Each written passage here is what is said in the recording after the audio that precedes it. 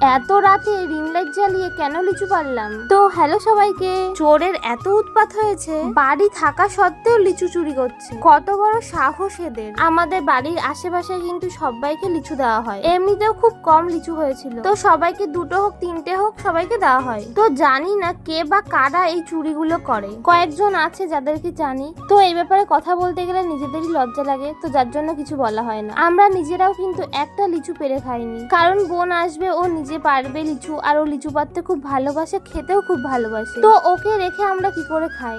আমাদের এক জায়গায় নেমন্তন্ন ছিল, তো আগের দিন রাতে বোনরা এসেছিল, মা সন্ধ্যেবেলা রান্না করছে, সেই সময় জানি না কে এসে লিচু পাচ্ছিল, আর মা শব্দ শুনে পরে বাইরে এসে দেখে গাছের নিচে অনেক পাতা পড়ে আছে। তারপর আমি যখন রাতে বাড়ি আসি, মা বলল আজকে কিন্তু লিচু পাড়তে হবে, না হলে কালকে সকাল পর্যন্ত কিচ্ছু থাকবে না। তো আমি বাড়ি এসে ওয়েট করছিলাম বোনরা কখন আসবে আর আমরা লিচু পারবো। আর বোনের বর মানে ভাই কিন্তু কখনো এরকম লিচু গাছ থেকে পেরে খায়নি, ওই জন্য বিশেষ করে আরো ভাইয়ের জন্য লিচুগুলো রাখা হয়েছে, এসে পারবে। যতই হোক বাড়ির ছোট জামাই বলে কথা, আমরা তো সবসময় চাই ওরা দুজন খুব ভালো থাকুক, হাসি খুশি থাকুক। বোনরা আসার সময় আবার গৌরবকে সাথে করে নিয়ে এসছে। ওরা আসার সঙ্গে সঙ্গে রিং লাইট গুলো আমি আর ভাই বার করি। রিং লাইট গুলো যদি না থাকতো না খুব সমস্যা হতো, এইভাবে দেখাই যেত না। পুরো গাছটা আলো আলো হয়ে গেছিল, লিচুগুলো পাততেও যার জন্য সুবিধা হয়েছিল আমাদের। আমার বোন দেখো কত খুশি, আর ওকে রেখে আমরা কখনো লিচু খেতে পারি? লিচু পাড়ার সময় কিন্তু খুব মন খারাপ করছিল,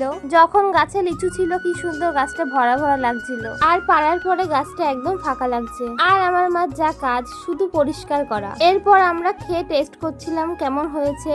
এবছর আমি আমাদের গাছে লিচু কিন্তু এই ফার্স্ট টাইম খাচ্ছি। লিচু ঠিকঠাক হওয়ার আগে চুরি হওয়া শুরু হয়ে যায়, এই জন্য না ঠিকঠাক ভাবে হতেই পারে না, তার আগে আমাদের পাততে বাধ্য হই। খুব মিষ্টি ছিল আর শ্বাসও ভালো হয়েছিল, আরো কিছুদিন থাকলে খুব ভালো হতো, কিন্তু কি আর করা যাবে, নিজেদের গাছ কিন্তু চোরের ভয়তে পাততে হলো। ভেবেছিলাম একেবারে ষষ্ঠীতে পারবো, কিন্তু তার আর উপায় রইল না।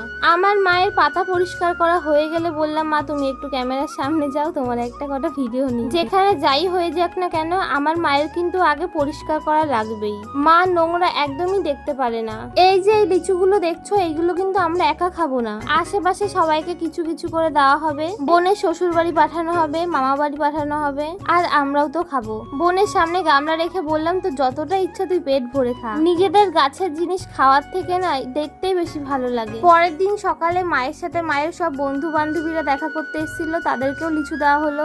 মা শুয়ে আছে, আর এই সবগুলো মিলে কিন্তু আমার মাকে খুব আদর করছিল। এই পুচকে পাচকার ভালোবাসাগুলোই কিন্তু নিঃস্বার্থ ভালোবাসা। যাই হোক, এই সব কারণেই রাতের লিচু পাড়া হয়েছিল রিং লাইট জ্বালিয়ে। সবাইকে টাটা, বাই বাই।